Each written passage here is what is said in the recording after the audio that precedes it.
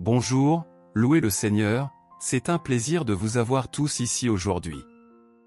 Combien d'entre vous sont rentrés chez eux pour Thanksgiving? Waouh, beaucoup d'entre vous. Et combien d'entre vous ont participé à notre Thanksgiving ici?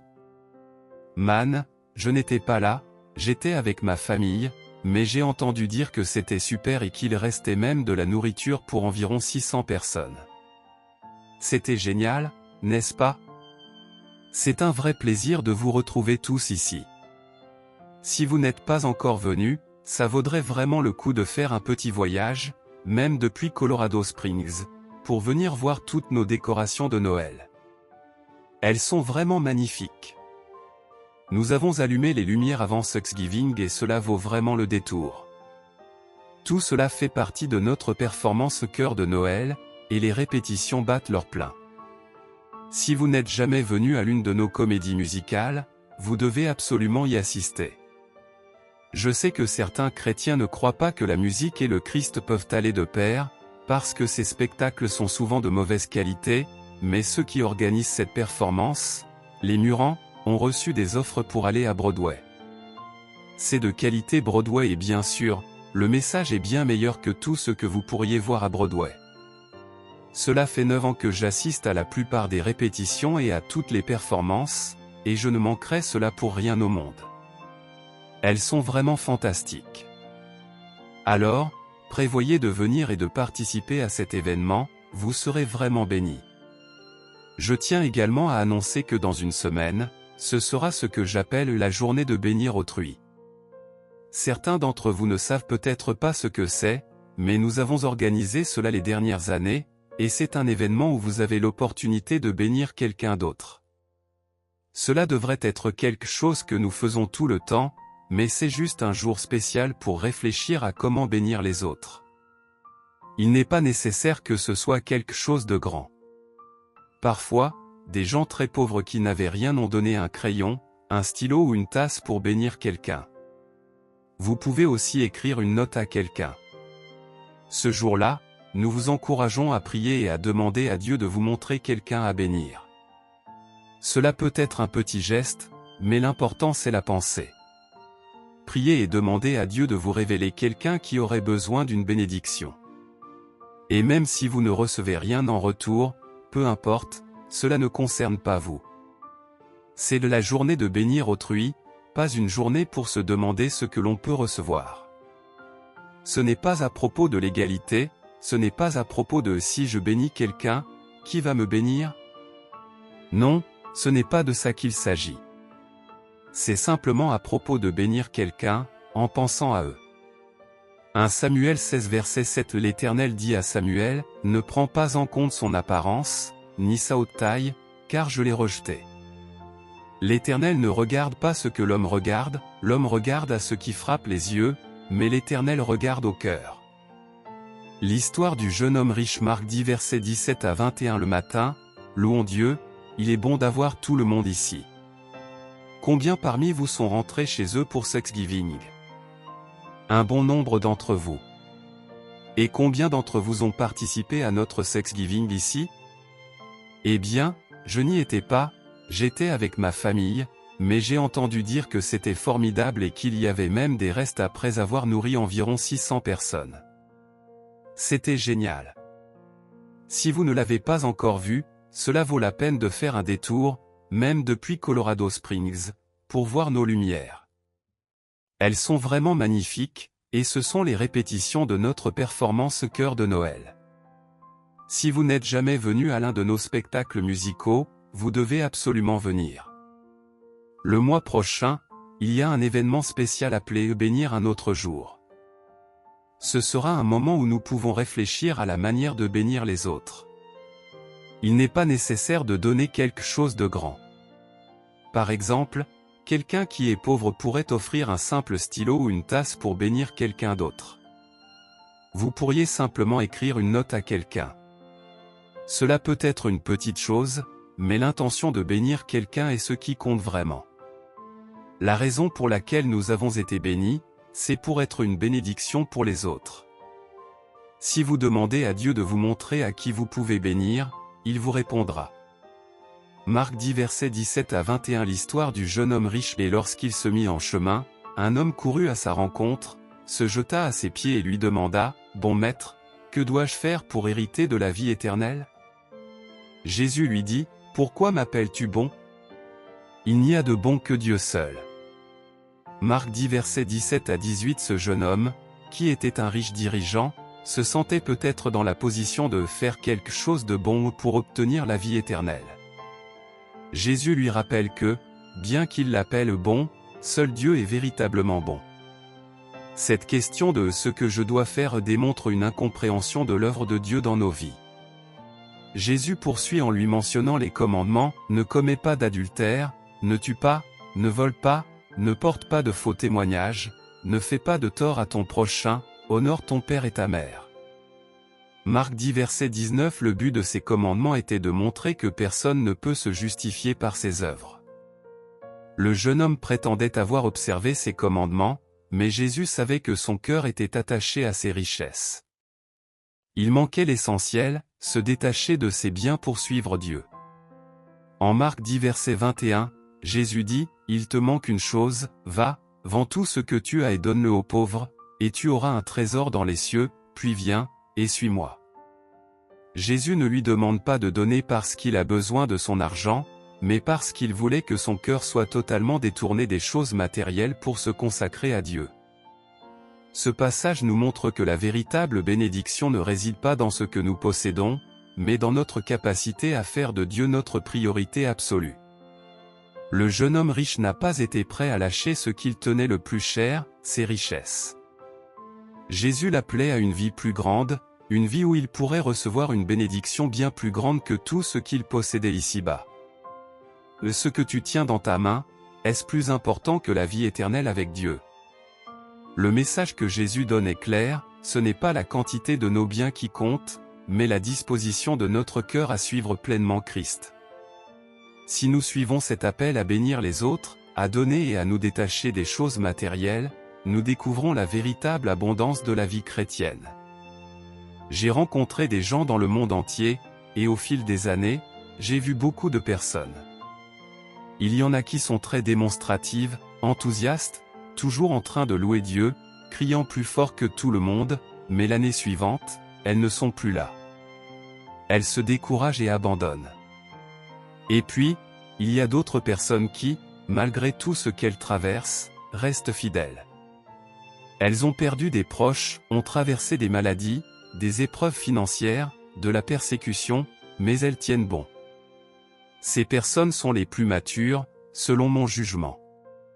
Le point commun chez toutes ces personnes matures, c'est qu'elles sont généreuses. Je connais beaucoup de gens qui aiment Dieu, qui sont passionnés, qui pleurent lors des cultes, qui sont touchés par le Seigneur. Et je ne dis pas que ce n'est pas authentique, mais si vous n'êtes pas un donneur engagé, si vous n'avez pas consacré vos finances à Dieu, je doute de vos chances de persévérer sur le long terme.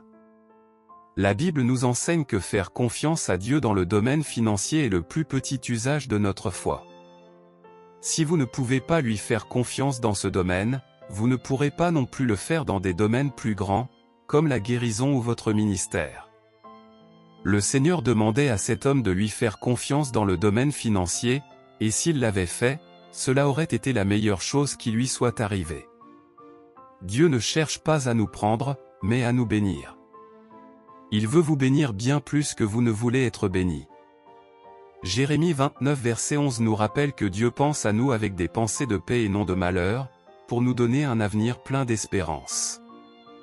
Dieu veut que vous prospériez, il vous a créé pour de grandes choses, mais il vous veut avant tout, pas ce que vous pouvez faire pour lui. Si vous ne pouvez pas lui faire confiance dans vos finances, vous vous trompez si vous pensez pouvoir lui faire confiance pour la guérison, votre mariage, ou votre ministère.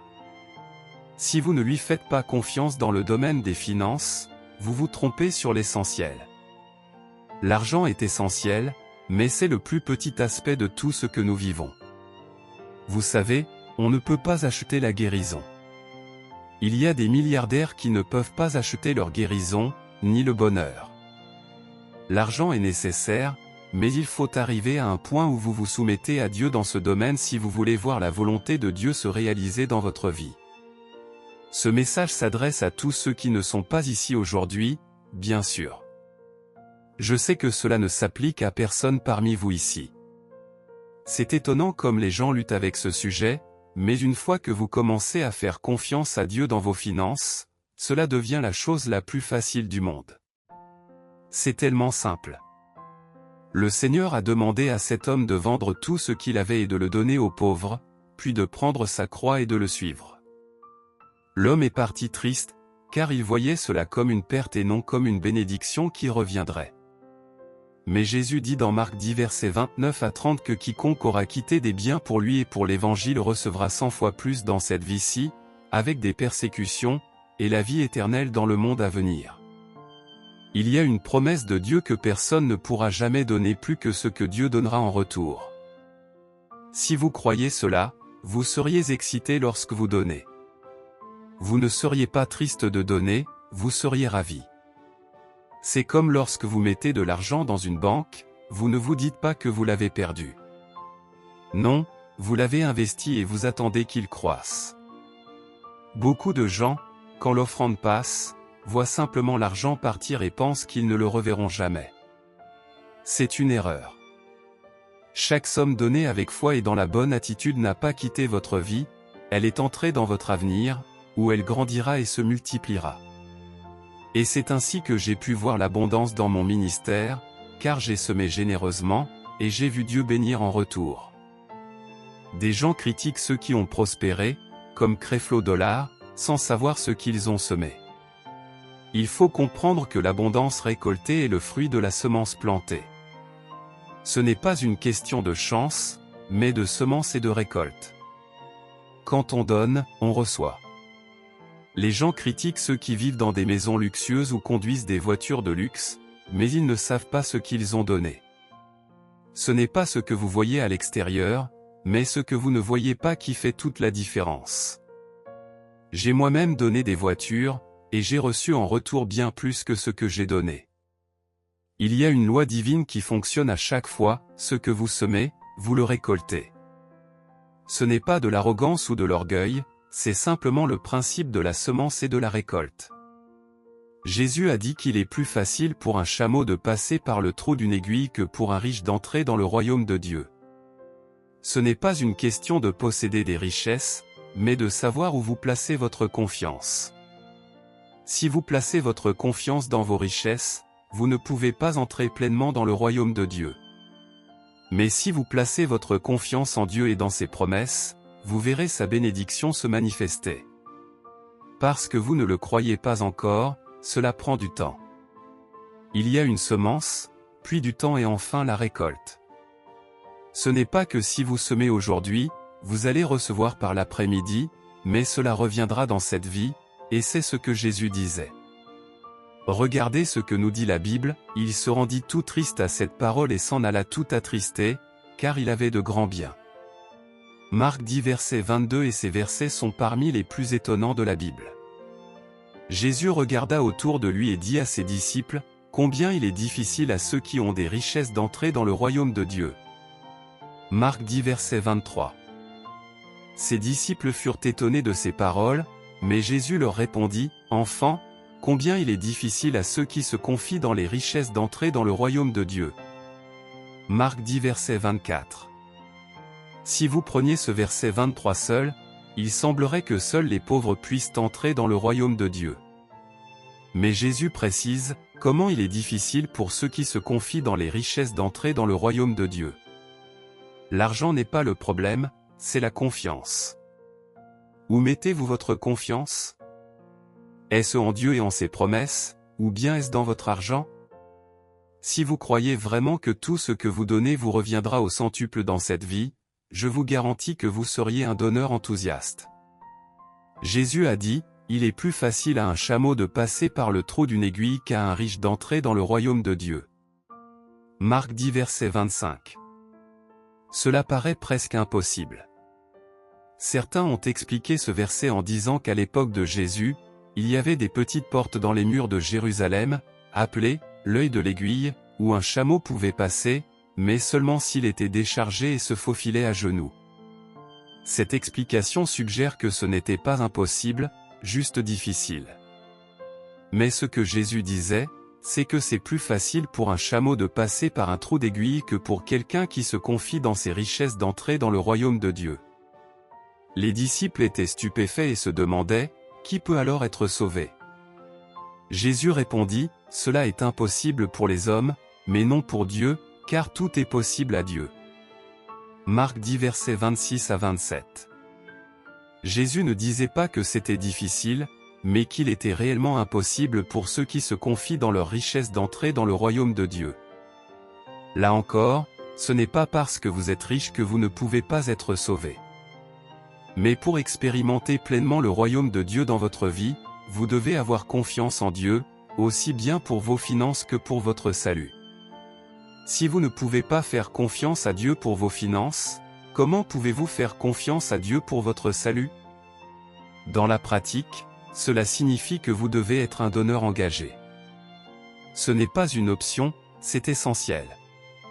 Si vous ne pouvez pas donner 10% de ce que vous recevez, commencez par 1%, mais commencez quelque part.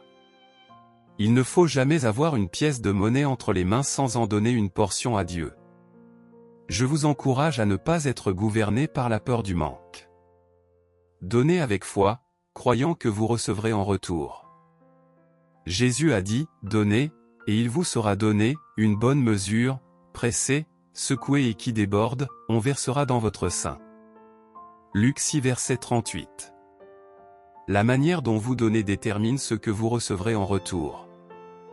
Si vous donnez de façon généreuse, vous recevrez une grande bénédiction.